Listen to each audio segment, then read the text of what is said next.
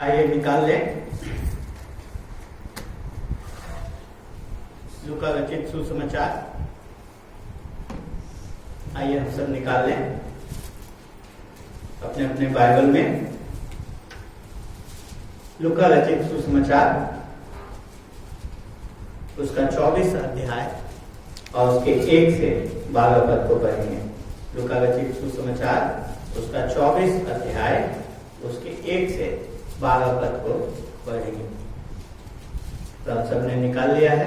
परमेश्वर के वचन के पढ़े जाने के आदर में अपने स्थान पर खड़े हो जाएंगे। ये परमेश्वर का वचन है। परमेश्वर के वचन में इस प्रकार लिखा है, परंतु सप्ताह के पहले दिन बड़े भोर को वे उन सुगंधित वस्तुओं की को जो उन्होंने तैयार की थी लेकर कब्र पर आए। उन्होंने पत्थर को कब्र पर से लुढ़का हुआ पाया, पर भीतर जाकर तो यीशु का शव न पाया।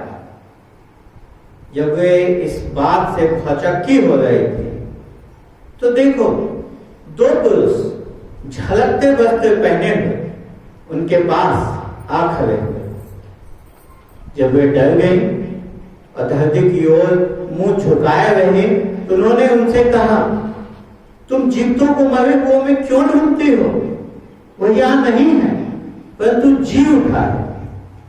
स्मरण करो कि उसने गलील में रहते हुए तुमसे कहा था, अवश्य है कि मनुष्य का पुत्र पापियों के हाथ में पकड़वाया जाए और क्रूस पर चढ़ाया जाए और तीसरे दिन जी उठे। तब उसकी बातें उनको स्मरण आई और कब्र से लौटकर उन्होंने उन 11 को और अन्य शब्द को ये सब बातें कह सुनाई। जिन्होंने प्रेरितों से ये बातें कही वे मरियम मगदलीनी और योन्ना और याकूब की माता मरियम और उनके साथ की अन्य स्त्रियां भी थीं। परंतु उनकी बातें उन्हें कहानी सी जान पड़ी। उन्होंने उनकी प्रतीति न की। तब पतरस उठकर कब्र पर दौड़ा गया और झुककर केवल कब्र पर देखे और जो हुआ था उससे अचंभा करता हुआ अपने घर चला गया। परमेश्वर का वचन है। सब अपने स्थानों पर बैठे हैं। पिताजी, हम धन्यवाद देते हैं एक बार फिर से आपके वचन के लिए। क्योंकि आपका वचन जो हमें बताता है आपके बारे में, तो हमें से रूबरू कराता है हमारे अपने बारे में, और प्रभु जी हमारी आवश्यकताओं को हमारे सामने रखता है और प्रभु जी उसके समाधान जो आपने प्रभु जी हमारे सामने लेकर के आता है। हम धन्यवाद देते हैं प्रभु कि इस पुनरुत्थान के इस दिन में आपने हम सबको अवसर दिया है कि एक बार फिर हम आपके वचन पे मनन कर सकें, आपके पुनरुत्थान उस खाली कब्र को पढ़ सकें, उसका अध्ययन कर सकें और देख सकें प्रभु जी कि वो कैसे हमारे जीवनों को अलग ढंग से प्रभाषित करता है। प्रभु जी, हम जब इस खंड पे मनन करते हैं, इस पे ध्यान करते हैं, इसका अध्ययन करते हैं, प्रभु जी आपका आत्मा हम में से प्रत्येक क्षण का अगुवाई करे, हमसे बातचीत करे। वंदे परमेश्वर कि आप इसकी समझ हम सबको दें, ताकि प्रभु जी आज हम अपने जीवन में समझ सके उस खाली कब्र का उद्देश्य हमारे लिए क्या है। प्रभु जी हम सारी बातों को आपके हाथ में सौंपते हुए धन्यवाद के साथ प्रार्थना अपने उद्धार करता मुक्तिदाता तो यीशु मसीह के नाम से मांग लेते हैं, आमीन। तो आज हम सब तो यीशु मसीह के पुनरुत्थान के उत्सव को मनाने के लिए यहाँ जमा हुए हैं और हम देखेंगे कि आखिर में उस दिन, उस पुनरुत्थान के दिन उस कब्र में क्या हुआ था। और जब हम कब्र की बात करते हैं तो मैं पहले आपको बता देना चाहता हूं कि जो कब्र है और आज के समय के कब्र जब हम बात करते हैं कि नीचे गड्ढा खोदा जाता है, उसमें आदमी को डाल दिया जाता है, उसके ऊपर से मट्टी पाट दिया जाता है, वैसे कब्र की उस समय में चलन नहीं था। उस समय जो कब्र होते थे वो गुफा में, गुफाओं में कब्र होते थे।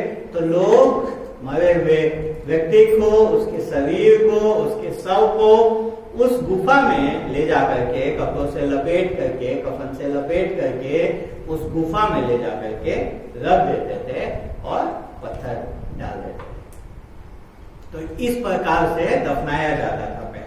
आज के समय में वैसे गुफाओं का प्रचलन नहीं है। आज के समय में हम देखते हैं दफनाने की जो प्रक्रिया है वो मिट्टी खोदकर, जमीन खोदकर अंदर दफनाने की प्रक्रिया। तो प्रभु यीशु मसीह को इसलिए पीछे के दिन में हम देखते हैं कि जो यूसुफ था अरिमतिया का, उसने पिलातुस से जाकर के प्रभु यीशु मसीह के शरीर को मांग लिया था ताकि वो उसको दफनाए, और उसने अपनी कब्र जो उसकी कोई गुफा थी उसने दिया था प्रभु यीशु मसीह के लिए ताकि उसमें उसको रखा जाए। उसने उसको उसी में रखा था। पर आजकल एक अलग प्रचलन है। लोग हर चीज में आज के दिन में सवाल करते हैं कि इससे क्या फर्क पड़ता है, कब्र खाली है, कब्र में कोई है कि नहीं है, यीशु मसीह पुनरुत्थित हुआ या नहीं हुआ, यीशु मसीह मरा कि नहीं मरा, इन सब चीजों से क्या फर्क पड़ता है। हमें तो बस ये तो बस जो निंदा करने वाले हैं, जो शंका करने वाले हैं, जो संदेह करने वाले हैं, वो कहते हैं कोई फर्क नहीं पड़ता, ये सिर्फ उनका विश्वास। और कलीसिया में भी ऐसे लोग हैं जो कहेंगे कि अरे हमें बस विश्वास करने की आवश्यकता है, तो क्या फर्क पड़ता है कि कब्र खाली है कि नहीं, कब्र से प्रभु यीशु मसीह निकला कि नहीं। लेकिन मैं जब विश्वास की बात आती है तो तथ्य बहुत महत्वपूर्ण होता है। अगर आप किसी डॉक्टर के पास जाए और डॉक्टर आपको कोई ऐसे ही दवा दे दे, या डॉक्टर आपको कहे अरे कोई फर्क नहीं पड़ता है, तुम खा लो, अगर विश्वास करते हो कि ये दवा से ठीक हो जाओगे तो ठीक हो जाओगे, विश्वास रखो। हमको उम्मीद है कि आप दोबारा उस डॉक्टर के पास कभी नहीं जाएंगे और ना ही किसी को कहेंगे कि उस डॉक्टर के पास जाओ जो सिर्फ विश्वास पे गोली देता है, जो विश्वास का गोली देता है। नहीं, तथ्य, सच्चाई, सत्य मायने रखता है जब विश्वास की बात आती है। जब विश्वास का बात आता है तो सत्य मायने रखता है। सिर्फ इतना मात्र कह देना कि इससे कोई फर्क नहीं पड़ता जब तक तुम विश्वास करते हो, वो पर्याप्त नहीं है। विश्वास के लिए तथ्यों को समझना पड़ता है। और मसीहियत जो है, पूरा जो मसीही शिक्षा है, मसीही पूरा ये जो प्रक्रिया है, इसमें प्रभु यीशु मसीह का मारा जाना और प्रभु यीशु मसीह का पुनरुत्थान महत्वपूर्ण है, क्योंकि पूरी मसीहियत इसी पे टिकी हुई है। क्योंकि अगर प्रभु यीशु मसीह उस रविवार कब्र से बाहर नहीं निकला, अगर प्रभु यीशु मसीह उस रविवार कब्र से बाहर नहीं निकला, तो हम भी मरने उपरांत हम भी कब्र से नहीं निकल पाए। फिर मरने के बाद हमारे लिए कोई आशा नहीं है। अगर यीशु पुनरुत्थित नहीं हुआ तो हम सब बेवकूफ हैं जो यहाँ पे आज उपस्थित हैं। हम अपना समय जाया कर रहे हैं, अपना समय बर्बाद कर रहे हैं यहाँ बैठ करके। अगर हमको इस बात पे विश्वास नहीं है, भरोसा नहीं है, हम इसको सच्चाई को नहीं जानते हैं कि सच में यीशु पुनरुत्थित हुआ। क्योंकि अगर यीशु नहीं पुनरुत्थित हुआ तो हम और आप कैसे पुनरुत्थित होंगे? हम और आपका जीवन मृत्यु के बाद की आशा कहां गई? इसीलिए चाहे कैसा भी हमारा विश्वास क्यों न हो, ये बात को सत्य होना आवश्यक है कि प्रभु यीशु मसीह उसी शरीर में पुनरुत्थित हुआ जिस शरीर में वो गाड़ा गया। क्योंकि सच्चाई यही, इतिहास यही, सच्चाई ये है कि यीशु मसीह जो उस दिन उस कब्र में गाड़ा गया, उसने उस कब्र को छोड़ दिया। वो उसी शरीर में, जिस शरीर में गाड़ा गया था, उसी शरीर में उस कब्र से निकल गया, जिला दिया गया उसी शरीर में। और इसका इतिहास गवाह है। और बाइबल में एक नहीं, दो नहीं, तीन नहीं, चार लेखक उसके इस दिन को, उसके जी उठने को लिखते हैं। उस पूरे दिन को हमें बताते हैं। यीशु के पुनरुत्थान को विस्तार से बताते हैं, उसका लोगों को दिखाई देने को विस्तार से बताते हैं। हम 3 सुसमाचार से अभी पढ़ रहे थे, मत्ती, मरकुस और यूहन्ना से, और आज हम अपना ध्यान लूका रचित सुसमाचार पर लेकर के जाएंगे और देखेंगे कि लूका प्रभु यीशु मसीह के पुनरुत्थान को कैसे बताते हैं। हमको याद रखने की आवश्यकता है, लूका प्रभु यीशु मसीह जब इस संसार में थे तो लूका प्रभु यीशु मसीह से कभी नहीं मिला। ये उनके स्वर्गारोहण के बाद शिष्य बना था और व्यक्तिगत रूप से प्रभु यीशु मसीह से कभी मिला नहीं। काफी वर्षों के बाद वो मसीह के स्वर्गारोहण के बाद, काफी लंबे अरसे के बाद वो शिष्य बना। पेशे से लूका एक डॉक्टर, उस समय लूका पेशे से एक डॉक्टर जिसको कि अनुसंधान और हर एक छोटी सी छोटी बारीकियों पे ध्यान देने का आदी था। और यीशु मसीह के पुनरुत्थान के करीबन 30 वर्ष के बाद लूका ने अपने जांच पड़ताल शुरू की। अपनी जांच पड़ताल को उसने शुरू किया यीशु मसीह के जीवन के बारे में। और क्यों उसने ऐसा किया? क्योंकि उसे अपने एक मित्र की सहायता करनी, उसको प्रभु यीशु मसीह के बारे में निश्चयता हो, वो निश्चय से प्रभु यीशु मसीह के जीवन, उसके जन्म, उसके जीवन, उसके मृत्यु, उसके पुनरुत्थान, उसके स्वर्गारोहण को जान ले।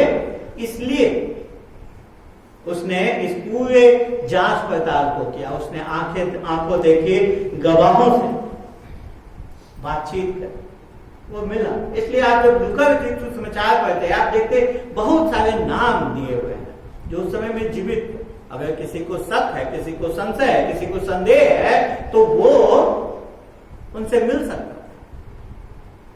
जब लूका लिख रहे हैं कि मरियम मगदलीनी कब्र पे पहुंची, तो मरियम मगदलीनी जिंदा थी।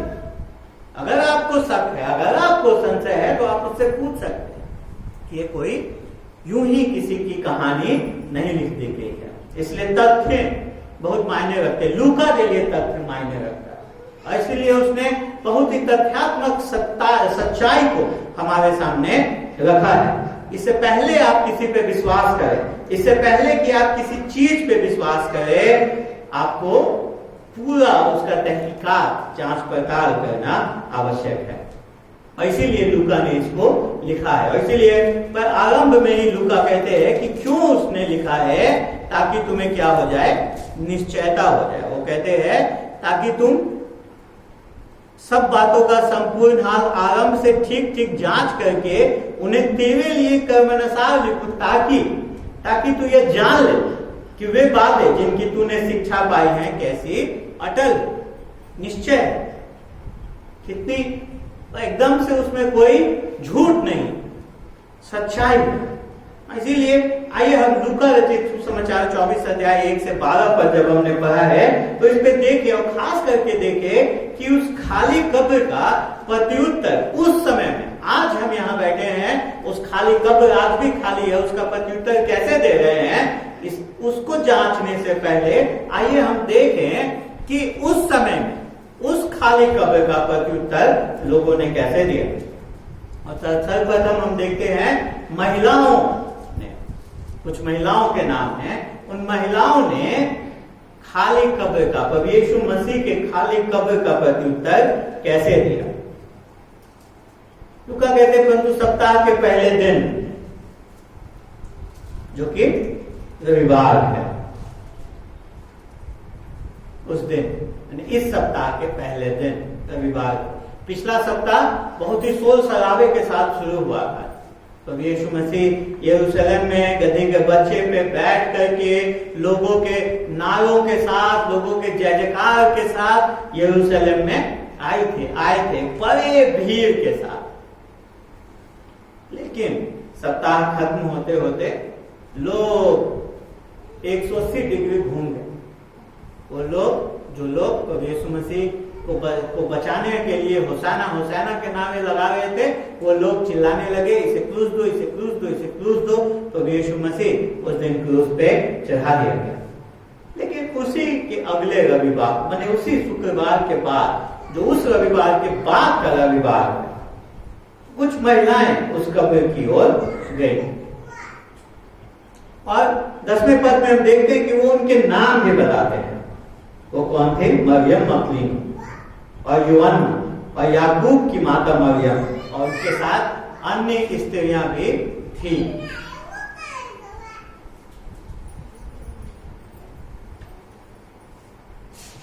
उनके साथ अन्य स्त्रियां भी थी। और आप जब देखेंगे, हम मरकुस रचित सुसमाचार भी पढ़ रहे थे, तो मरकुस ने भी शुक्रवार को इन्हीं स्त्रियों के नाम दिए थे कि वो वहां क्रूस पे खड़ी थी, जिन्होंने कब्र में रखते हुए देखा था। और लूका भी 23 अध्याय के 55 पद को जब हम पढ़ते हैं तो हम देखते हैं कि ये बता रहे हैं कि ये स्त्रियां जो गलील से उसके पीछे पीछे गई थी, वो उन्होंने सब कुछ को होते हुए देखा था। कुछ लोग कहते हैं कि यीशु मसीह पुनरुत्थित नहीं हुआ था, ये वहम, क्योंकि स्त्रियां जो हैं वो पहले दिन ही गलत कब्र पे पहुंच गई थी, इसीलिए उनको वहां पे कोई शरीर मिला नहीं। गलत गुफा पे, गलत कब्र पे पहुंच गए तो कैसे शरीर मिलेगा? लेकिन 55वां पद, 23 अध्याय का 55वां पद एकदम से उसको खारिज कर देता है। कहता उन स्त्रियों ने जो उसके साथ गलील से आई थी, पीछे पीछे जाकर उस कब्र को देखा, और यह भी कि उसका शव किस विधि से रखा गया। उन्होंने देखा था पूर्ण रूप से उस कब्र को। और यहां तक कि 56 पद में कहते, तब उन्होंने लौटकर सुगंधित वस्तुएं और इत्र तैयार किया, और सबके दिन उन्होंने आज्ञा अनुसार क्या किया? विश्राम किया। उन्होंने देखा, किस इरादे से देखा? कि रविवार को सुबह सुबह भोरे हम यहाँ पे आएंगे। और अगर आपको कहीं जाना होता है तो आप, अगर आप रास्ता देखने के लिए जाते हैं तो आप पूरा निशान लगा करके जाते हैं, हर एक चीज कल जब हम आएंगे तो हमको कोई दिक्कत नहीं हो। तो उन स्त्रियों ने अपना सब, वो पहले से उन्होंने कब्र को क्या किया था? देखा था। उनका इरादा था कि प्रभु यीशु मसीह, क्योंकि उस समय में जब व्यक्ति की मृत्यु होती थी तो उस पर कई सारे मसाले और तेल इनसे लेप लगाया जाता था इससे पहले कि उसको दफनाया जाए। लेकिन शब्द के दिन होने के कारण, सबकी तैयारी के दिन होने के कारण प्रभु यीशु मसीह को वो सब नहीं किया गया। उसके साथ उसके ऊपर इत्र, सुगंधित मसाले, ये सब चीज नहीं लगाए गए, सुगंधित वस्तुएं नहीं लगाई गई। इसलिए इन स्त्रियों ने सोचा कि चलो हम रविवार को तड़के आकर के ये काम करेंगे। क्यों? क्योंकि शुक्रवार को वो काम नहीं कर पा रहे थे। जब तक प्रभु यीशु मसीह की मृत्यु हुई, सबको क्रूस से उतारा गया, उस गुफा में, उस कब्र में रखा गया, तब तक क्या हो चुका था? सप्त का दिन आरंभ हो चुका था। क्योंकि सप्त जो है वो संध्या से शुरू होता है, शुक्रवार के संध्या से शनिवार की संध्या तक, और सप्त के दिन वो कुछ कार्य नहीं कर सकते थे। और इसीलिए हम देखते हैं कि वो वापस चले गए इस इरादे से कि क्या करेंगे? लेकर के आएंगे रविवार को लगाने के लिए। और जब शुरू हुआ, जब वो रविवार को वहां पहुंचते हैं तो हम देखते हैं कि वो अलग ही नजारे को देखते हैं, अलग ही नजारे को देखते हैं। ये स्त्रियां तारीफ के काबिल हैं। जब सारे लोग, अब यीशु मसीह के चेले उसको छोड़ के भाग चुके हैं, उसकी कोई सुधि नहीं है, उस समय में ये स्त्रियां अपने जान दांव पे लगा करके प्रभु यीशु मसीह के साथ हैं। वो उसके प्रति पूर्ण समर्पित है, क्योंकि वो यीशु मसीह के पीछे सिर्फ कुछ फायदों के लिए नहीं चल रही थी। आज कलीसियाएं भरी हुई हैं सिर्फ इसीलिए क्योंकि लोग सोचते हैं कि यीशु मसीह के पीछे चलने से उनके जीवन में कुछ फायदा। तो ये स्त्रियां तो यीशु मसीह के साथ सिर्फ उसके फायदे के लिए नहीं जुड़ी, अपने फायदे के लिए नहीं जुड़ी हुई थी। वो सच में उसके लिए समर्पित थी। वो सच में इस बात को लेकर के काफी प्रशंसा उसकी करती थी जिस प्रकार से उनके जीवन प्रभु यीशु मसीह ने बदले थे। इसीलिए वो उससे पूर्ण अटैच थे। और लेकिन जब वो रविवार को वहां पहुंचते हैं, देखिए वो कब्र के पास उपस्थित थे, वो क्रूस के पास उपस्थित थे। अगर पहचान ली जाती उनके साथ समस्या होता, वो पीछे पीछे कब्र को देखने गई और आज रविवार को कब्र के पास खड़ी है, जबकि उनको पता है कि कब्र पे मुहर लगा हुआ है, जो सील लगा हुआ है उसको खोलना मना है, लेकिन फिर भी वो एक भरोसे के साथ, एक विश्वास के साथ प्रभु यीशु मसीह की कब्र पे पहुंच गई है। और जो वहां पहुंचते हैं तो उनका प्रत्युत्तर क्या होता है? खाली कब्र को देख करके उनका प्रत्युत्तर क्या होता है? वो भौचक्के हो जाते हैं, वो आश्चर्यचकित हो जाते हैं। उनका प्रत्युत्तर क्या है? वो आश्चर्यचकित हो जाते हैं। और जैसे ही पहुंचते हैं वो देखते हैं कि कब्र क्या है, पत्थर क्या है, लुढ़का हुआ है, कब्र खुला हुआ है। कब्र में उन्होंने देखा था भारी पत्थर लगाया गया था। दूसरे सुसमाचारों में हम पढ़ते हैं तो रास्ते पर बात करते आ रहे थे कि अरे हम आ तो गए हैं, लेकिन पत्थर कौन हटाएगा हमारे लिए, तो बहुत भारी पत्थर है, हमसे नहीं हटेगा। तो वो ये सब सोचते हुए बातें करते हुए आ रहे हैं, लेकिन जब वो पहुंचते हैं कब्र पर तो आश्चर्यचकित हो जाते हैं। क्या देख करके? कि कब्र क्या है? खुला हुआ है। कब्र क्या है? खुला हुआ है। मत्ती रचित सुसमाचार पढ़ते हम देखते हैं कि पिलातुस ने उसको मुहर लगाया, मैंने उसको सील बंद किया था कब्र को। और हम देखते हैं कि तीसरे पद में लूका बताते हैं कि कब्र खुला देख करके वो अंदर जाते हैं। और दूसरा आश्चर्य उनका इंतजार कर रहा है। दूसरा क्या आश्चर्य देखते हैं? शरीर कहां गया?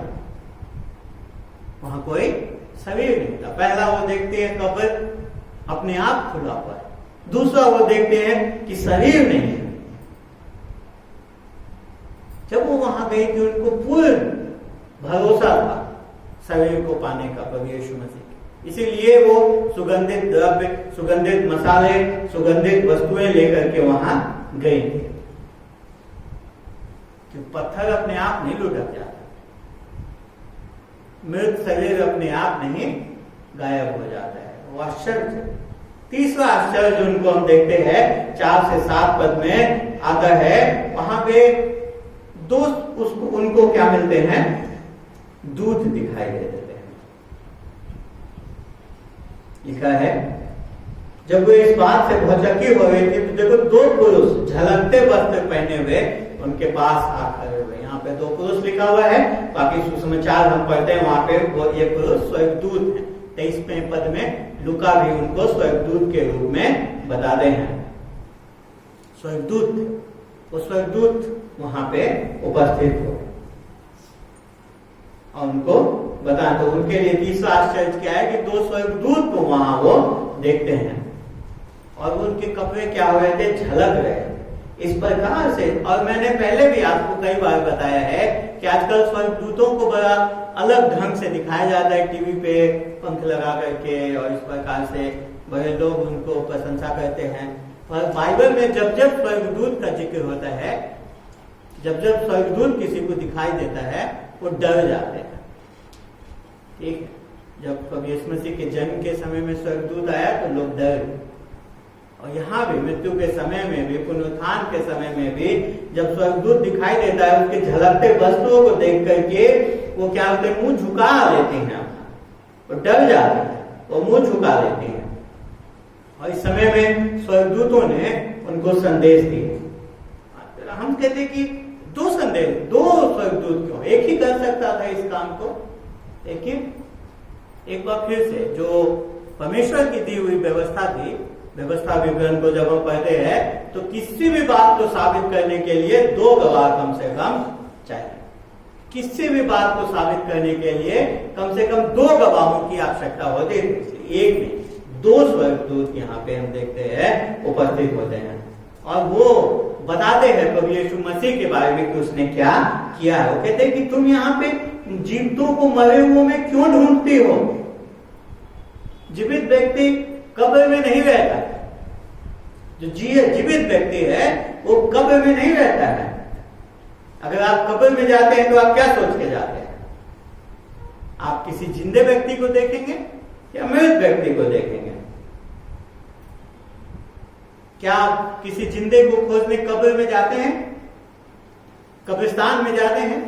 नहीं, कब्रिस्तान में मुर्दे होते हैं।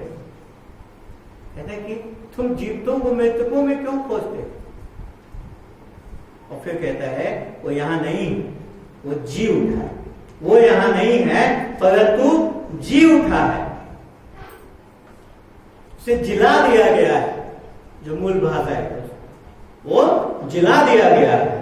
और यही बात पौलुस लिखते इफिसियों के पत्र 1 अध्याय 19 से 20 पद में कि उसकी सामर्थ हम में जो विश्वास करते कितनी महान है, उसकी शक्ति के प्रभाव के उस कार्य के अनुसार जो उसने मसीह में किया कि उसको मरे हुओं में से जिलाकर स्वर्गीय स्थानों में अपनी दाहिनी ओर बैठाया है। तो यीशु मसीह जब जीवित थे तो उन्होंने बहुतों को मृतकों को जिंदा कर दिया। उन्होंने उस लाजर को जिंदा कर दिया, याईर की बेटी को जिंदा कर दिया, लेकिन उनका जिंदा और प्रभु यीशु मसीह का पुनरुत्थित होने में अंतर है, क्योंकि वो जिंदा हो करके भी बाद में फिर मरे, एक न एक समय पे फिर वो मरे होंगे। लेकिन ये प्रभु यीशु मसीह का पुनरुत्थान एकदम से उससे भिन्न है। वो एक बार पुनरुत्थित होकर के फिर मरा नहीं, वो जिंदा है, वो जीवित है। कहते स्वर्गदूत तुम जीवितों को मृतकों में क्यों ढूंढते हो? और ये बहुत महत्वपूर्ण है कि हम इस बात को समझे कि प्रभु यीशु मसीह आज जिंदा है। जब हम कुछ चीज बोते हैं तो क्या होता है, उसका फल आता है। उसी प्रकार से प्रभु यीशु मसीह के बारे में पहला कुरिन्थियों 15 अध्याय 20 से 24 पद में हमको बताया जाता है कि प्रभु यीशु मसीह का जिंदा होना, पुनरुत्थित होना क्यों आवश्यक है, क्योंकि वो पहलौठा है जो पुनरुत्थित हुआ है, और उसी के समान उसके पुनरुत्थित होने के कारण हमको भी आशा है कि हम भी मरने के बाद जी उठेंगे। हम भी मरने के बाद जी उठेंगे उसके न्याय के दिन में। 15 अध्याय 20 से 24 पद आप देखिए, पहला कुरिन्थियों का वहां लिखा है, परंतु सचमुच मसीह मुर्दों में से जी उठा है, और जो सो गए हैं उनमें वो पहला फल हुआ। क्योंकि जब मनुष्य के द्वारा मृत्यु आई तो मनुष्य ही के द्वारा मरे हुओं का पुनरुत्थान भी आया। और जैसे आदम में सब मरते हैं वैसे ही मसीह में सब जिलाए जाएंगे, परंतु हर एक अपनी बारी से। पहला फल मसीह, फिर मसीह के आने पर उसके लोग, इसके बाद अंत होगा। उस समय वो सारी प्रधानता, सारा अधिकार और सामर्थ्य का अंत करके राज्य को परमेश्वर पिता के हाथ में सौंप देगा। तो स्वर्गदूतों ने उस संदेश को वहां पे दिया। वो बता रहे हैं कि प्रभु यीशु मसीह क्या है, मरा नहीं है, वो जी उठा है। और उसके बाद कहते कि तुमको याद करो, स्मरण करो, याद करो कि उसने तुमसे क्या कहा था। 6 साल में पद में कहता है वो यहाँ नहीं परंतु जी उठा। स्मरण करो कि उसने गलील में रहते हुए तुमसे कहा था, अवश्य है कि मनुष्य का पुत्र पापियों के हाथ में पकड़वाया जाए, क्रूस पर चढ़ाया जाए और तीसरे दिन जी उठा। स्वर्गदूत उम्मीद कर रहे थे कि जो प्रभु यीशु मसीह के साथ रहने वाले लोग हैं उनको याद होगा, उनको पता होगा प्रभु यीशु मसीह जी उठा। उनको उम्मीद नहीं था कि कोई रविवार को प्रभु यीशु मसीह के पीछे चलने वाला कोई व्यक्ति, प्रभु यीशु मसीह का चेला रविवार के दिन में प्रभु यीशु मसीह को खोजने कब्र में आए। क्यों? क्योंकि उसने कहा था, सिर्फ यही नहीं कहा था कि मैं जी उठूंगा, उसने कहा था मैं तीसरे दिन जी उठूंगा। इसलिए खबर में आने की आवश्यकता नहीं थी। अगर आना भी था तो इस उत्साह के साथ आना था देखने के लिए कि उसने अपने वायदे मुताबिक वो जी उठा या नहीं। सुगंधित वस्तुओं के साथ आने की आवश्यकता नहीं थी। उस समय में स्वर्गदूत सोच रहे थे कि इनको पता होना चाहिए, इसलिए कहते हैं कि याद करो।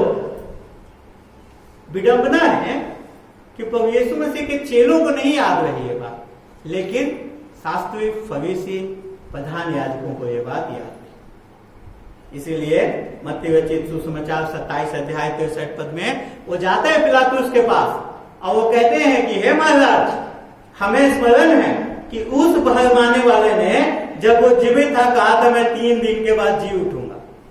उनको नहीं पता था, विश्वासियों को जो प्रभु यीशु मसीह के साथ रहते थे, जिन्होंने सीधा प्रभु यीशु मसीह के मुख से सुना था, उनको नहीं पता था ये बात, लेकिन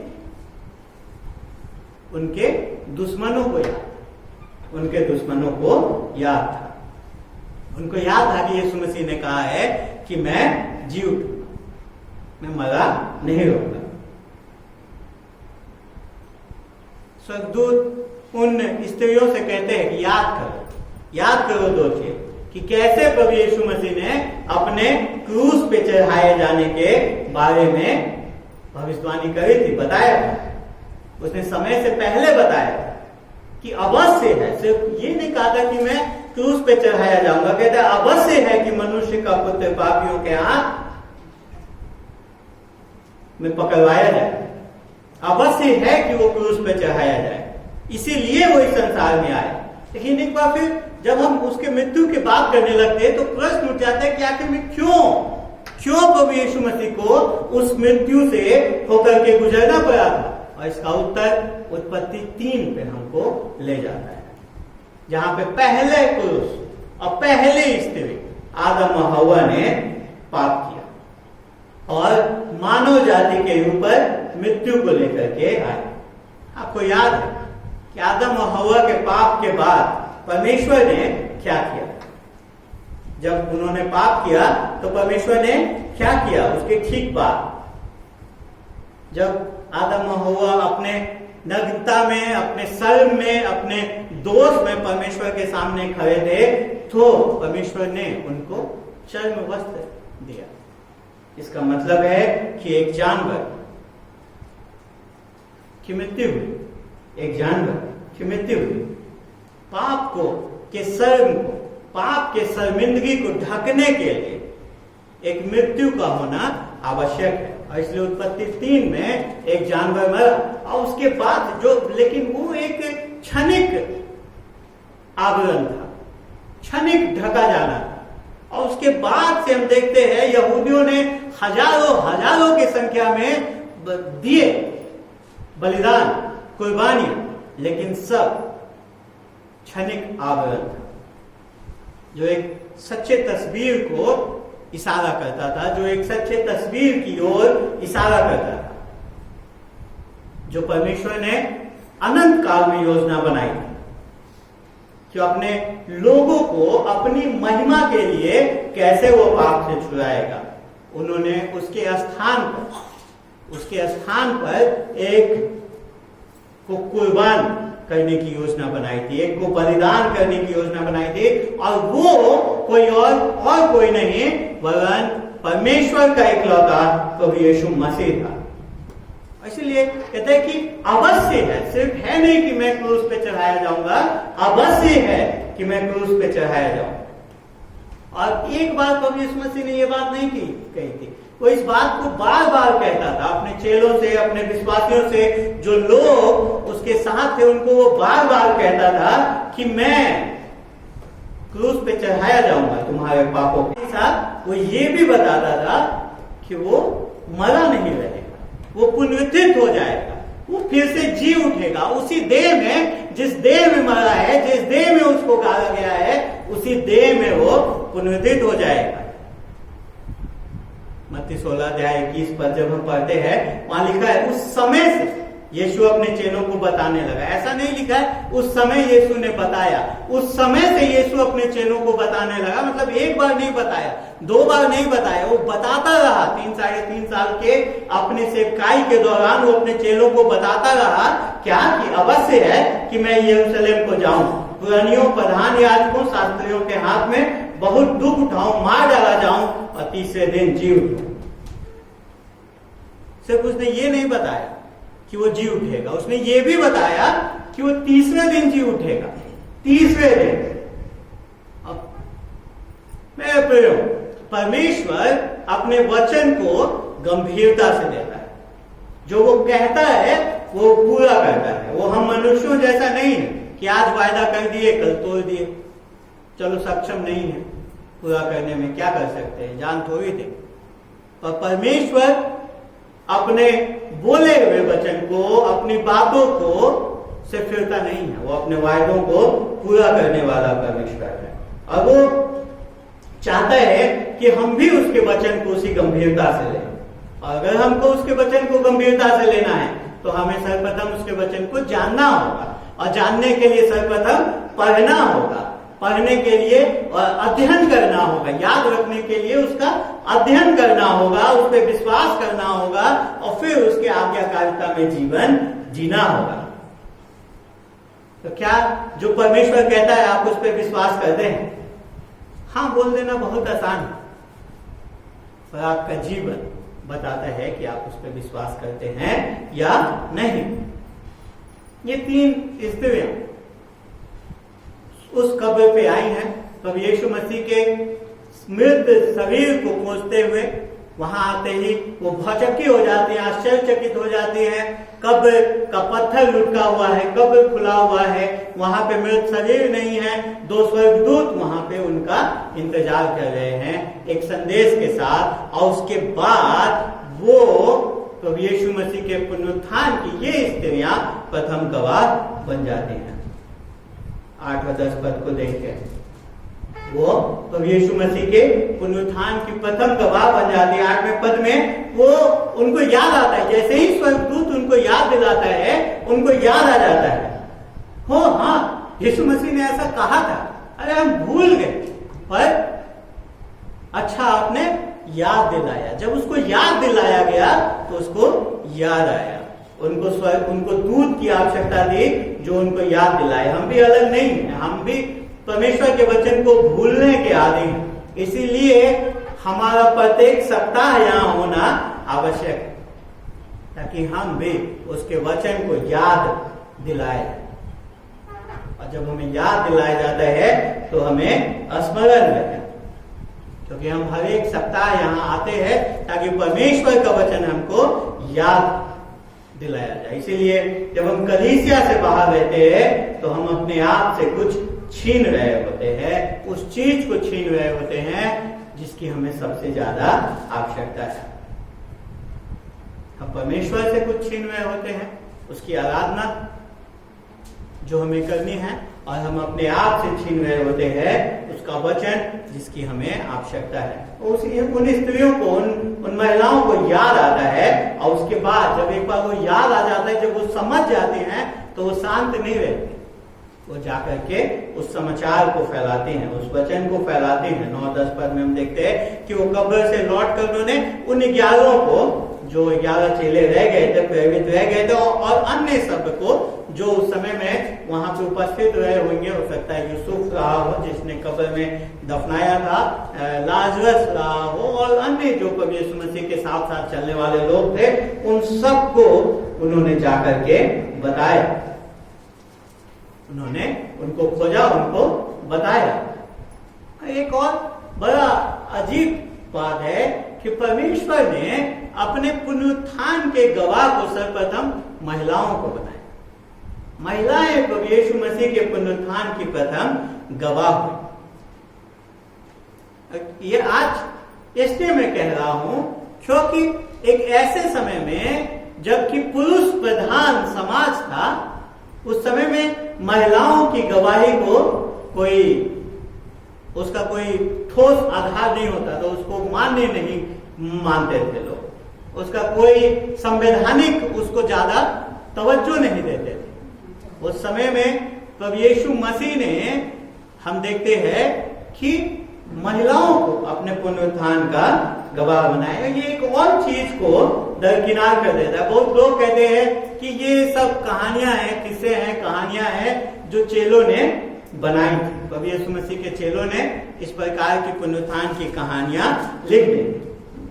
लेकिन अगर कोई उस समय में कहानी लिखता तो वो अवश्य ही महिलाओं को प्रथम गवाह नहीं बनाता, ये जानते हुए कि उनकी गवाही मान्य नहीं है, तो उनको गवाह नहीं बनाता। वो पतरस को गवाह बना देता, वो यूहन्ना को गवाह बना देता, वो किसी अन्य को गवाह बनाता। पहला वो हो सकता है कोई ज्यादा प्रभावी व्यक्ति को गवाह बना देता जो उस समय में प्रभावशाली लोग थे, लेकिन महिलाओं को नहीं बना। ये इस बात को एक बार साबित करते कि ये किस्से कहानियां नहीं है जो हम पढ़ रहे हैं, ये वास्तविक है, क्योंकि बाइबल को और बाइबल में कुछ छुपाने की आवश्यकता नहीं है। इसलिए लूका कहते हैं कि प्रथम गवाह महिलाएं थी, क्योंकि वे थी, क्योंकि ऐसा ही हुआ था। ये महिलाएं प्रभु यीशु मसीह से इतने अटैच थे, उनके साथ ऐसे जुड़े हुए थे कि उन्होंने अपना एक बार फिर से इनकी सराहना करने की हमें आवश्यकता है, क्योंकि ये क्रूस पे भी उपस्थित थी, अपना जान दांव पे लगा करके, और आज ये कब्र पे भी उपस्थित है। इतना ज्यादा प्रेम वो अपने प्रभु से, इतना ज्यादा प्रेम वो अपने रबी से, जिसको वो रबी कहते थे, इतना ज्यादा प्रेम अपने गुरु से, इतना ज्यादा प्रेम अपने उद्धारकर्ता से वो करते थे कि उनको अपने जान की परवाह नहीं थी, उनको अपने परिवार की परवाह नहीं थी। वो प्रभु यीशु मसीह के लिए उस समय में कुछ करना चाहते थे।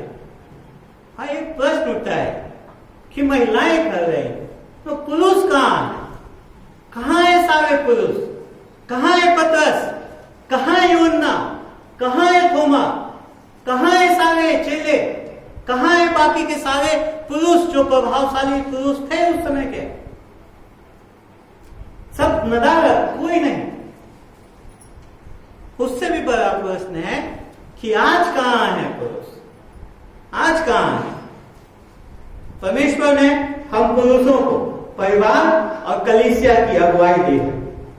हम अपने परिवार में और अपने कलीसिया में आत्मिक वातावरण को बनाए रखने के लिए जवाबदेह हैं। लेकिन कहां हैं हम?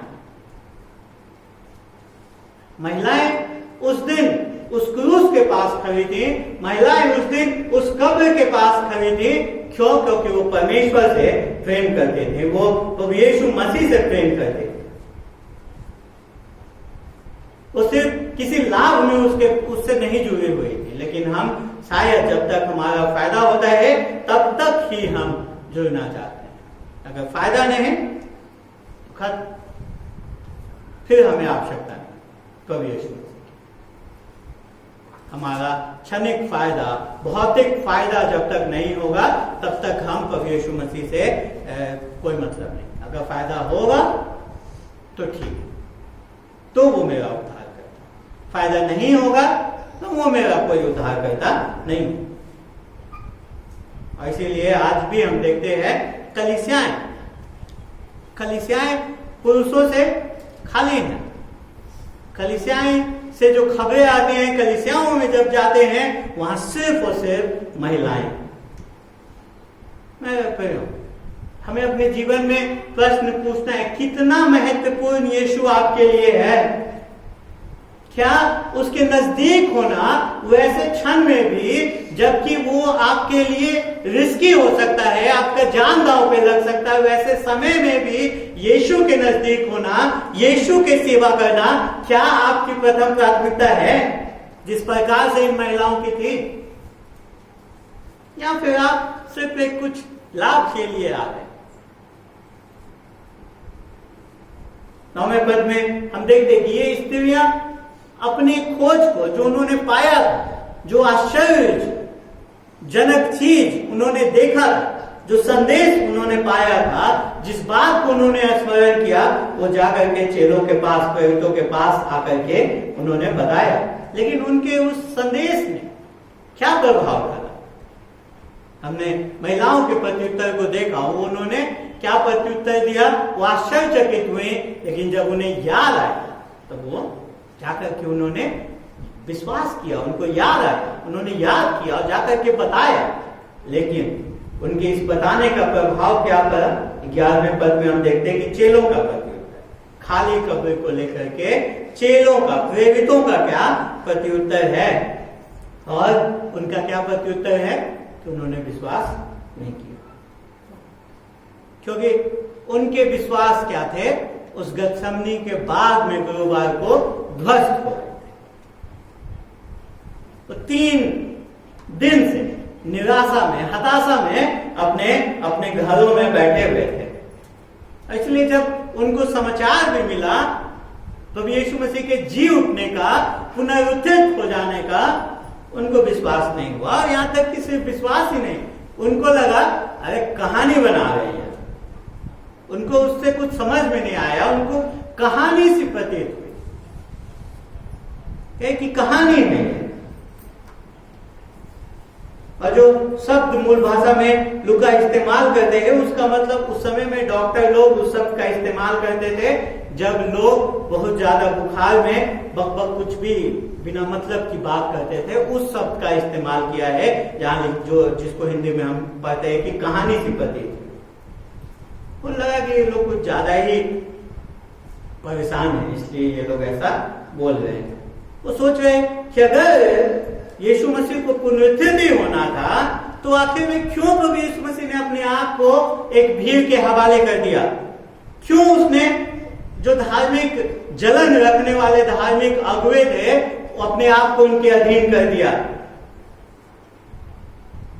क्योंकि उन्होंने उसके चमत्कार को देखा था, वो जानते थे कि उसके पास अधिकार है, उसके पास सामर्थ था कि वो इन सब चीजों को होते हुए रोक सकता था। अगर उसको सब चीज बदलना ही था, वो सोच रहे कि क्यों वो मरा? अगर उसको पुनरुत्थित होना था तो आखिर में वो मरा क्यों? अगर उसको 30वें दिन कब्र से बाहर ही आ जाना था तो आखिर में वो मरा क्यों? क्रूस पे वो रहा क्यों? और उनको ये सब बात कि कोई मायने नजर नहीं आया कि ये सब कहानी है, उन्होंने विश्वास करने से नजरअंदाज कर दिया। लेकिन अगर इन स्त्रियों के समान अगर उन्होंने याद किया होता कि प्रभु यीशु मसीह ने उन्हें क्या कहा था तो शायद अपने आप को इतने दुख और इस शोक से वो बचा सकते थे।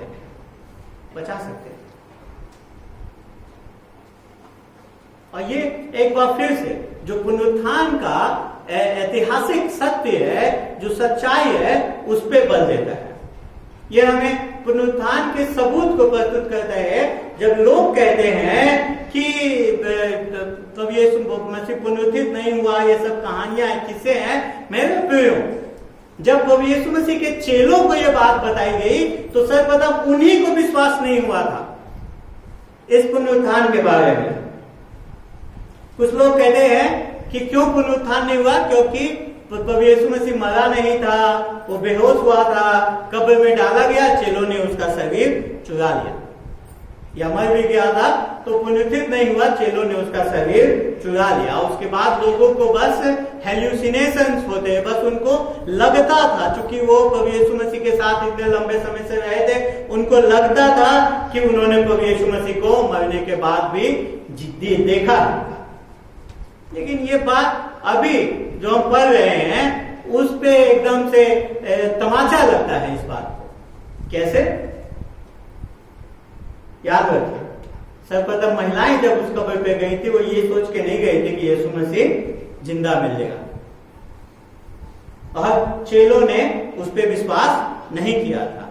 जबकि स्वर्गदूत की बात बताई हुई बात महिलाएं उन चेलों को बता रही हैं, फिर भी उन्होंने उस पर विश्वास नहीं किया। क्या इतने लोग एक साथ एक जैसी चीज को अनावश्यक रूप में देखेंगे? कुछ लोग कहते हैं कि शरीर चुरा लिया गया इसलिए शरीर नहीं मिला। अगर चुरा लिया फिर तो विश्वास करने के लिए तैयार नहीं थे, चुरा कैसे सकते हैं? और यहां तक कि ये जो सारे प्रेरित अभी 11 हैं जिनको ये बताया जा रहा है, हम देखते हैं कि बाद में जब ये पुनरुत्थित मसीह से मिलते हैं तो इनके अंदर एक बदलाव आता है, और उसके बाद ये सारे के सारे यूहन्ना को छोड़ करके बाकी सब शहीद कर दिए जाते हैं, सब अपने प्राण की हानि उठाते हैं। इतिहास इसका गवाह है। पतरस को क्रूस पर उल्टा लटका दिया गया, किसी को तलवार से काट दिया गया सर, किसी को भाले से छेद दिया गया, सब अलग अलग स्थान पे शहीद हुए। एक झूठ के लिए, एक झूठे विश्वास के लिए कोई अपने प्राण की हानि उठा सकता है? मुझे नहीं लगता। अगर मैं किसी बात को झूठा बोलूं, झूठे बात को हाँ करके बोलूं, एक थप्पड़ काफी सच उगलवाने के लिए है ना। पुलिस 3rd डिग्री टॉर्चर देती है, लोग सच बोलने लगते हैं। तो उस टॉर्चर से भी ज्यादा से होकर के ये लोग गुजरे, और फिर भी इन्होंने अपना प्राण दे दिया, पर इस बात से नहीं मुकरे कि प्रभु यीशु मसीह पुनरुत्थित नहीं हुआ था। इसका मतलब है कि इन्होंने कुछ ऐसी सच्चाई देखी थी जिसको ये नकार नहीं सकते थे, लेकिन आरंभ में वो उस पर विश्वास नहीं कर रहे। जो पहला संदेह करने वाले लोग ये संसार नहीं, वो प्रभु यीशु मसीह के अपने चेले थे, उसके अपने चेले। लेकिन लूका 24 और प्रेरितों के काम 2 अध्याय के बीच में उनके जीवन में कुछ हुआ, वो पुनरुत्थित मसीह से मिले जो कि उनके जीवन में अंतर लेकर के आता है। इसीलिए जब आप किसी को बताते हैं पुनरुत्थित यीशु मसीह के बारे में और वो विश्वास नहीं करते, वो तो इससे अचंभित नहीं हो, क्योंकि पुनरुत्थान का सिद्धांत अपने आप में कठिन, इस पे आसानी से विश्वास नहीं होता है। चेले संघर्ष कर रहे थे इस पे विश्वास करने में, क्योंकि जब तक परमेश्वर का आत्मा आंखों को नहीं खोलता है तब तक हम विश्वास नहीं कर सकते। हम देखते हैं महिलाओं का प्रत्युत्तर, चेलों का प्रत्युत्तर, महिलाओं का प्रत्युत्तर, उन्होंने स्मरण किया, जाकर के बताया। चेलों का प्रत्युत्तर और विश्वास, पतरस का प्रत्युत्तर उसके बाद हम देखते हैं 12वें पद में, खाली कब्र को लेकर के पतरस का प्रत्युत्तर। तब पतरस उठकर कब्र पर दौड़ गया। जब सुना तो एक चेला उठ करके दौड़ गया, और इसमें कोई आश्चर्य नहीं कि वो नाम पतरस है। पतरस उठकर कब्र पर दौड़ गया और झुककर केवल कपड़े पड़े देखे, और जो हुआ था उससे अचंभा करता हुआ अपने घर चला गया। वो जब कब्र पे पहुंचा, उसने भी कब्र खुला हुआ पाया, और जिस कपड़े में उसको लपेटा गया था प्रभु यीशु मसीह के शरीर को, हम देखते हैं कि वो कपड़ा वहां पे तय करके अच्छे से लगा हुआ, लेकिन वहां कोई शरीर नहीं, कपड़ा तय करके रखा हुआ। अब कोई अगर शरीर चुराने जाएगा, अगर कोई शरीर को चुराने जाएगा तो पहले वो कपड़ा खोलेगा, उसको अच्छे से तय करके रखेगा और फिर शरीर लेके जाएगा। शरीर जब कोई चुराने जाएगा इस प्रकार से वो जाएगा, शरीर उठाएगा, चल देगा। लेकिन यहाँ पे जो सब चीजों का क्रम है वो पतरस को सोचने पे विवश करता है, और उसने उस बात के सबूत को देखा उसने। पर क्या किया पतरस ने? क्या पतरस ने विश्वास किया? नहीं। लूका कहते हैं कि वो अचंभित होते हुए, मतलब विचार करते हुए, रिफ्लेक्ट करते हुए, मनन करते हुए उन बातों पे घर चला। वो उन बातों पे विचार करता रहा। और आप हम बैठे यहाँ सोच रहे हैं कि पतरस ने क्यों नहीं विश्वास किया? उसने तो अपने आंखों से प्रमाण देखा, सब कुछ देखा, फिर क्यों नहीं विश्वास किया?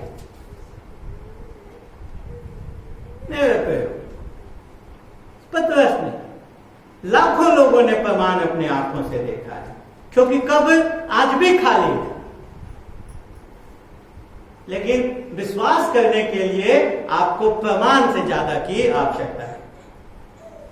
क्यों? क्योंकि आप आंखों देखी बातों को अपने हिसाब से व्याख्या कर सकते हैं। कब्र खाली है, शायद शरीर चुरा लिया, कब्र खाली है, शायद ये वो कब्र है ही नहीं, सब कब्र खाली है, शायद इसलिए कब्र खाली है, शायद ये हो गया, शायद वो हो गया, शायद शायद शायद शायद इतने सारे शायद हैं कि आप विश्वास, एविडेंस होते हुए, तथ्य होते हुए भी आप विश्वास नहीं कर सकते।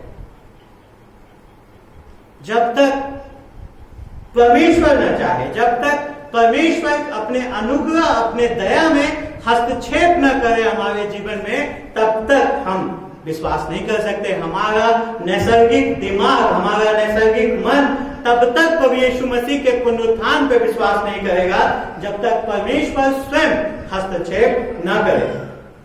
और इसीलिए पुनरुत्थित प्रभु यीशु मसीह ने अपने आत्मा को भेजा, पवित्र आत्मा इस संसार में आया ताकि वो लोगों को उनके पाप के प्रति निरुत्तर करे, उनके आंखों को खोले, ताकि वो प्रभु यीशु मसीह के मारे जाने, गाड़े जाने और उनके पुनरुत्थान को देख सके, उस पर भरोसा कर सके। मेरे जीवन में ये हुआ, पवित्र आत्मा ने मेरी आंखों को खोला, मैं ये देख सका कि मसीह ने मेरे लिए क्या किया है। मसीह ने क्या किया और मेरे लिए क्या किया है कि उसने अपना जान दे दिया मेरे लिए। उसने मेरे लिए मृत्यु पे जय पाई और फिर उसी आत्मा ने मुझे वो हृदय दिया विश्वास का, जो विश्वास कर सके, ताकि मैं उस पर विश्वास कर सका। तो क्या ये आपकी गवाही है? क्या आप इसको कह सकते हैं? क्या आत्मा ने आपकी आंखों को खोला कि आप अब यीशु मसीह को देख सकें, विश्वास कर सकें? लेकिन याद रखें, आज पतरस विश्वास नहीं किया, वो अचंभित होता हुआ घर चला गया, पर पतरस के लिए ये अंत नहीं है। उसके मन में शंका है, उसके मन में संदेह है, लेकिन परमेश्वर ने उसको छोड़ा नहीं है। हमेशा उसको अपनी सेवा के लिए तैयार कर रहा है।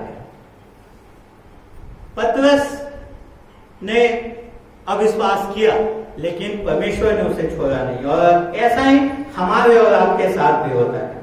अगर हम उसके हैं तो वो हमें छोड़ता नहीं, वो हमें छोड़ता नहीं। तो हमने आज के सुबह में देखा उस खाली कब्र का प्रत्युत्तर महिलाओं ने कैसे दिया, चेलों ने कैसे दिया, पतरस ने कैसे दिया।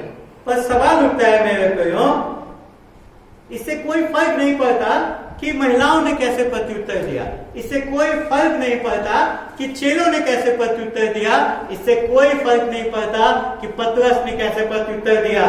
प्रश्न ये उठता है कि हम और आप उस खाली कब्र के साथ क्या करने जा रहे हैं, हम उस खाली कब्र का प्रत्युत्तर कैसे देंगे, और हमें क्या करने की आवश्यकता है। हमें सर्वप्रथम विचार करने की आवश्यकता है। आज हम जिस व्यस्त जीवन में रहते हैं उसमें शायद कम ही समय हम विचार करते हुए बिता पाते हैं। पतरस अचंभा करते हुए अपने घर चला गया, वो विचार करते हुए, अपने में बातचीत करते हुए, अपने में सोचते हुए चला गया उन घटनाक्रमों पे जो हुआ था। मेरे प्रियो, अगर कब्र खाली है, जो कि है, और अगर उस खाली कब्र का कारण ये है कि यीशु मसीह पुनरुत्थित हो उठा, जो कि वो हो उठा है, तो इसका मतलब कि वो दिन भी आने वाला है। वो दिन भी आने वाला है जिस दिन हम उसे देखेंगे, जिस दिन वो हम में से प्रत्येक का न्याय करेगा। आज उद्धार का दिन है, पर वो न्याय का दिन भी आने वाला है। और इसीलिए उस दिन का सामना करने के लिए हमें विचार करने की आवश्यकता है। क्या आपके जेहन में यीशु को लेकर के, यीशु के जीवन को लेकर के, उसके जन्म को लेकर के, उसके मृत्यु को लेकर के, उसके पुनरुत्थान को लेकर के अगर कोई शक है, कोई संदेह है, कोई प्रश्न है, अच्छी बात है कि आपके पास है, क्योंकि उनके उत्तर हैं, उनके उत्तर हैं और संसाधन है जो आपकी सहायता कर सकते हैं उन उत्तरों को पाने के लिए। बाइबल है, इसको पढ़ना शुरू करें प्रत्येक दिन। अगर आपको सहायता की आवश्यकता है, आपको समझ नहीं आता, आप सहायता चाहते हैं, तो लोग उपलब्ध हैं जो आपके साथ उस बाइबल को पढ़ सकते हैं। आप बताइए कि आप उसमें रुचि रखते हैं। कुछ विचार कीजिए, कुछ अचंभा कीजिए, जो घटनाएं हुई हैं उनको अपने जेहन में आने दीजिए, उन पे विचार कीजिए, उन पे मनन कीजिए, लेकिन वहीं मत रुक जाइए, क्योंकि सिर्फ विचार करने से आप बच नहीं जाएंगे। विचार करना आपको स्वर्ग लेकर के नहीं जाएगा, आपको विश्वास करने की आवश्यकता है, क्योंकि पवित्र शास्त्र हमको ये वायदा देता है कि अगर तू अपने मुख से अंगीकार करे कि यीशु ही प्रभु है और अपने हृदय में विश्वास करे कि परमेश्वर ने उसे मृतकों में से जिलाया, तो तू उद्धार पाए। रोमियो 10 अध्याय 9 पद। परमेश्वर के साथ सही होने के लिए हमें इस पुनरुत्थित यीशु मसीह पे विश्वास करने की आवश्यकता है। हमें विश्वास करने की आवश्यकता है कि वो मेरे लिए मारा और उसे परमेश्वर ने मृतकों में से जीवित किया। क्या आप इस बात पे विश्वास करते हैं? और अगर नहीं तो आज ये उद्धार का दिन है। इससे पहले कि आप न्याय के दिन का सामना करें, आज ये उद्धार का दिन आपके लिए है कि आप उस पर विश्वास करें। और अगर करते हैं, अगर आप विश्वास कर चुके, अगर आप विश्वास करते हैं तो जाएं और बताएं, जैसा उन महिलाओं ने किया।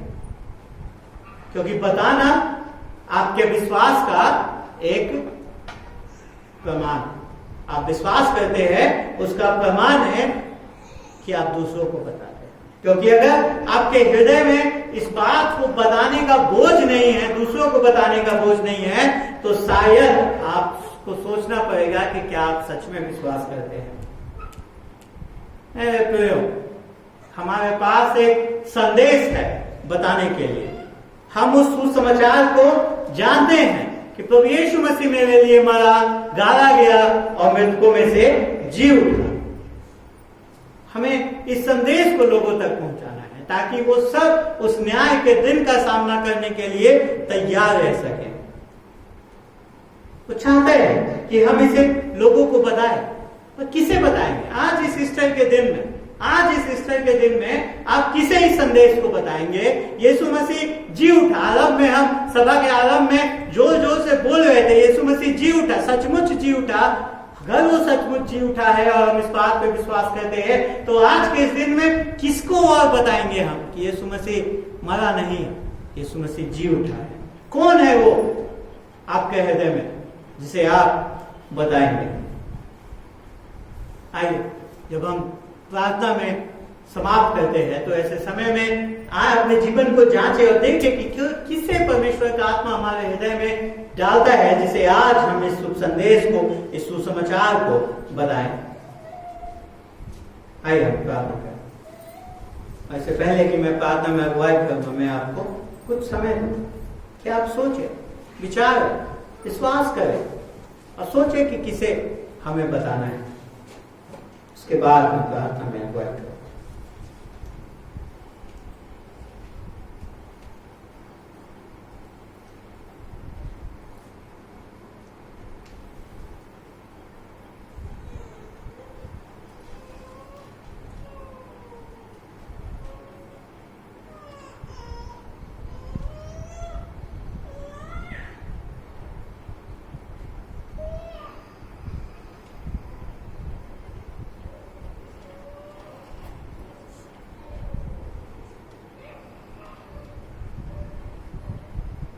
जी, हम धन्यवाद देते हैं आपके वचन के लिए, प्रभु जी, जो हमें निश्चयता से इस बात का निश्चय कराता है कि प्रभु जी आपने अपने पुत्र प्रभु यीशु मसीह को इस संसार में भेजा हमारे पापों के लिए।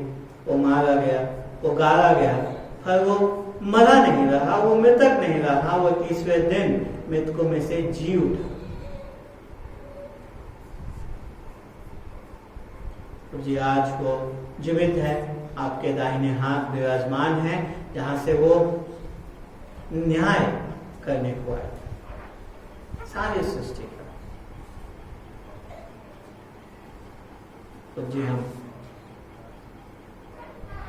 होने दें कि हमारे जीवन में अगर हमने इस तथ्य, इस सच्चाई पर विश्वास नहीं किया है, तो आज के इस दिन में विश्वास करें। आप हमारे जीवनों में हस्तक्षेप करें परमेश्वर। आप हमें वो विश्वास का उपहार दें ताकि हम इन बातों में भरोसा ला सकें। और प्रभु जी, हमारे हृदय में वो बोझ उत्पन्न करें कि हम इन बातों को अपने तक सीमित न रखें, प्रभु जी, लोगों को पहुंचाने वाले हो सकें। हम इन बातों को अन्य लोगों तक पहुंचा सकें।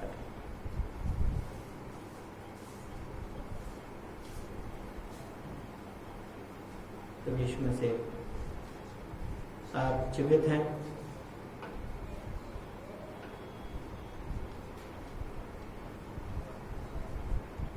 और प्रभु जी, हमें इस बात का निश्चयता है कि जैसे आज आप मृतकों में से जीवित हुए, हम भी मृत्यु के बाद भी उस अनंत जीवन को पाएंगे। हम भी आप पर लौटें और आपके बाद हम सब उस पुनरुत्थान को पाएंगे जो आप पे भरोसा करते हैं। जिन्होंने ने कि हम अपने में विश्वास करें, हमारा जीवन इस बात को परिभाषित करे, आज्ञाकारिता का जीवन प्रभु जी इस बात को दिखाए कि हम सच में इस आपके मृत्यु, आपके पुनरुत्थान और आपके पुनरागमन में भरोसा करते हैं। और प्रभु जी हम दूसरों को अपने वचन से और अपने जीवन से, दोनों से आपके उस मृत्यु का प्रचार करने वाले हो सकें, आपके उस पुनरुत्थान का प्रचार करने वाले हो सकें, आपके उस न्याय का प्रचार करने वाले हो सकें। यीशु के नाम से आमीन।